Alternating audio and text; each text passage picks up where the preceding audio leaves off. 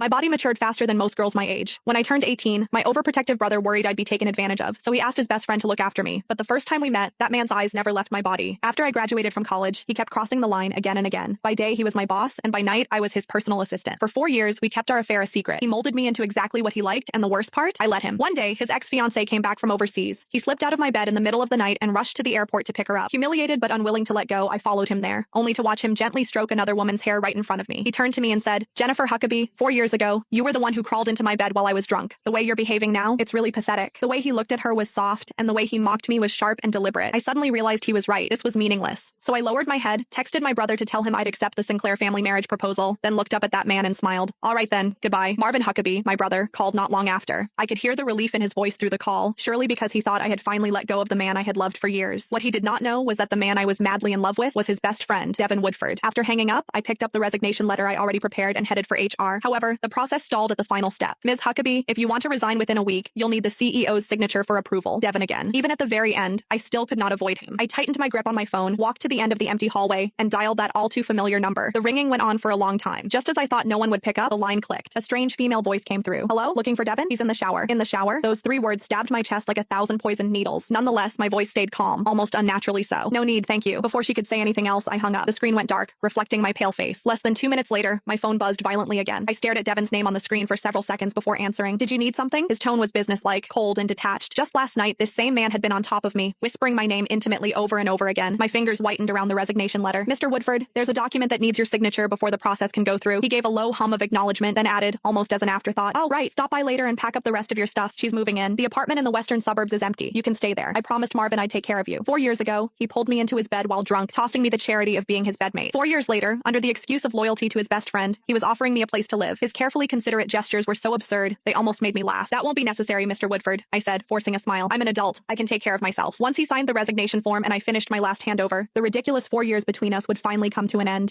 I was getting married. I opened my eyes in the hotel room as morning light streamed in. For the first time in years, I felt more awake than in any morning I had spent by Devin's side. I called a car and returned to the villa I'd lived in for 4 years. However, the moment I stepped inside, I almost thought I had walked into the wrong house. The once minimalist black and gray space was instead drenched in warm tones. The entryway wall, where I had begged him for a month to let me hang even a single plush toy, had been transformed into a display filled with stuffed animals. "Melissa likes it this way," Devin's voice sounded from behind me. When I turned, he looked slightly troubled. "She came by yesterday, saw your things, and got upset." It was not until he led me to the storage room that I understood what he meant. In the corner, all my luggage was piled up like garbage. It was a chaotic mess of things that once held meaning. The diamond necklace Devin had given me was crushed beyond recognition, and the pair of mugs we made together were shattered into pieces. He sighed softly. "None of this is worth much anyway. Just throw it out. If you need something, I'll buy you new ones." "Not worth much?" My gaze fell on a small, colorful glass jar among the wreckage. The lid had broken open, revealing the folded paper stars inside. There were 1,001 of them, each one I had made back when I secretly loved him, each carrying a bit of affection I never dared to speak aloud. I picked up the cracked jar, then tossed it along with the other broken gifts into the trash bin nearby. Devin's brows furrowed instantly, but I just smiled faintly. "You're right, Mr. Woodford. Things that aren't worth anything should be thrown away when they're dirty or broken." That included my foolish, misplaced feelings. Ignoring the sudden darkness that crossed his face, I lowered my head and pulled out the resignation letter from my bag. "Mr. Woodford, this is my—" Before I could finish, his phone rang. Melissa Nicholson's voice came through clearly in the quiet storage room. "Dev, it's raining. Come pick me up." The emotions on his face vanished in an instant. He did not even glance at the document in my hand and signed his name at the bottom. "Take a taxi home. Text me when you get there." By the time Devin drove off, the rain became a downpour. The villa sat halfway up the mountain, so there was no way to hail a taxi. So I opened my umbrella and started walking downhill against the wind. Suddenly, I slipped. Pain shot through my knees and elbows as I hit the ground hard. Ignoring the sting, I clutched my bag tightly. It held my resignation letter. If that got wet, I would have to see him again, and I did not want that. Just then, a familiar black luxury car came speeding from afar. It did not slow down as it passed. Water splashed all over me, soaking me completely. Through the passenger side window, I caught a glimpse. It was Melissa, perfectly made up, sitting beside Devin, who smiled at her tenderly. My jaw clenched. Pressing my palm to the cold, wet ground, I forced myself to stand. Pain seared through my knees, but I straightened my back and walked away in the opposite direction of the car. The resignation paperwork only needed 3 days to process. On the last day, I was in the office, wrapping up my final handover. My phone lit up with a message from Devin. "Bring in a cup of hot honey water." Technically, I was still his assistant, so I had to finish my duties. I made the drink, then knocked on his office door. As soon as I entered, I froze. Melissa was lying on the couch, her head resting on Devin's lap. He was gently massaging her lower abdomen. In these 4 years with him, when I felt the cramps during my period, I would curl up at my desk, barely able to straighten my back. All he ever did was toss me a box of painkillers. "Don't let it affect your work." That was all he said, and coldly at that. My old self, the pathetic self, foolishly fell for that subterranean act. Keeping my expression neutral, I walked past them and set the cup on his desk. "Mr. Woodford, your hot honey water is here." I turned to leave, but Melissa suddenly stood up. "Wait." Her eyes studied me. "You're Marvin Huckabee's sister?" Before I could answer, her hand had swung across my face. My ear buzzed, my cheek instantly burning and swelling. Devin shot to his feet, startled. "Mel, what are you doing?" Her eyes reddened, tears welling as she pointed at me and turned to him. "She's from the Huckabee family in Journell. She could have lived like a princess, but instead she came to you as an assistant. And you're telling me she doesn't like you? The air froze. Devin's gaze flickered across my face, then he turned, gently pulling Melissa into his arms, wiping away her tears. His voice was soft, tinged with helplessness and unmistakable affection. Even if she does like me, it's all one-sided, because in my heart, there's only room for you. A flash of triumph crossed Melissa's face as she nestled into Devin's arms, her voice sweet and coy. Then fire her. I don't ever want to see her again. Devin's brows tightened almost imperceptibly, a faint hesitation flickering in his eyes. Seeing that, Melissa picked up the cup of hot honey water on the desk, and in the very next second, she screamed as she flung it toward me. Ah, Dev, it's hot! Her scream was sharp enough to pierce through the air. As she clutched her reddened fingertips, Devin's face instantly darkened. His cold gaze locked on me, completely ignoring the angry burns spreading across my bare arm. Jennifer, you've been with me for 4 years, and you can't even handle something this simple? Were you targeting Mel on purpose? Before I could explain, he turned to call his secretary in. Ms. Lane, Ms. Huckabee made a serious mistake. Dock her full month salary and bonus. Also, announce her error publicly in next week's company meeting. Nancy Lane shot me a quick, uneasy glance before speaking softly. But Mr. Woodford, Mrs. Huckabee has already resigned. The moment those words left her mouth, Melissa suddenly gasped and cried out in pain. Dev, since you're so eager to defend your precious assistant, I'll just leave. Forever. Devin's pupils constricted. Ignoring whatever the secretary said, he wrapped Melissa tightly in his arms. Mel, don't. Please. His icy glare cut into me like a blade. Jennifer, if this ever happens again, go back to Journell. Even if Marvin himself comes begging, I won't let it slide. My burned arm throbbed, cold sweat rolling down my temples, yet my voice came out steady and quiet. Don't worry, it won't happen again. He clearly had not expected that response. For a brief second, he froze. Then, without another word, he scooped Melissa into his arms. Come, we're going to the hospital. As his gaze swept over the blistered skin on my arm, his brows furrowed even tighter. You're coming too. Worried about getting an infection, I said nothing and followed. In the back seat, my phone buzzed. It was a message from Devin. I acted out of panic back there, but I've already lost Mel once. I can't lose her again. If you're upset, I'll make it up to you. I stared at those words, then at the man in the front seat, fussing over Melissa like she was made of glass. The whole thing was so ridiculous, I almost laughed. With one tap, I blocked him. The next second, a friend request popped up. It was from my arranged fiancé, Francis Sinclair. We had met once before. I took a slow breath, then pressed the accept button. The car stopped at the hospital's emergency entrance. Just as I opened the door to get out, another car came speeding from the side. Instinctively, Devin shielded Melissa in his arms. Meanwhile, I stumbled backward, falling hard into a nearby flower bed. When I got up, I saw him cradling Melissa as he rushed toward the ER. Her hand had only a minor scrape. Miss, your arm's bleeding. You need to have it dressed, said a stranger as he handed me a clean handkerchief. I pressed it against the burn and murmured a quick thanks. Without a moment's hesitation, I walked to the curb and flagged down a cab. Airport, please. The car pulled away, heading in a direction without Devin. Meanwhile, after settling Melissa in a hospital room, Devin suddenly remembered my injury. He asked a nurse for some burn ointment. Where's the woman who came in with me? Her name's Jennifer Huckabee. What room is she in? The nurse checked the records and shook her head. Sorry, sir. There's no patient by that name. Devin froze, his grip on the ointment tube tightening. Then his phone rang. It was a call from Marvin. The moment he answered, my brother's furious roar exploded through the speaker. Is this how you take care of my sister, Devin? She's covered in injuries, you jerk. Devin frowned, instantly assuming I had run to complain to my brother. His voice dropped, heavy with irritation. Is she with you? Put her on. Go screw yourself. My brother glanced at me, standing there in the airport terminal, and his tone was sharp with anger. If you really want to make it up to her, then show up in 2 days. She's getting married, and as you've taken care of her for so long, you'd better be there.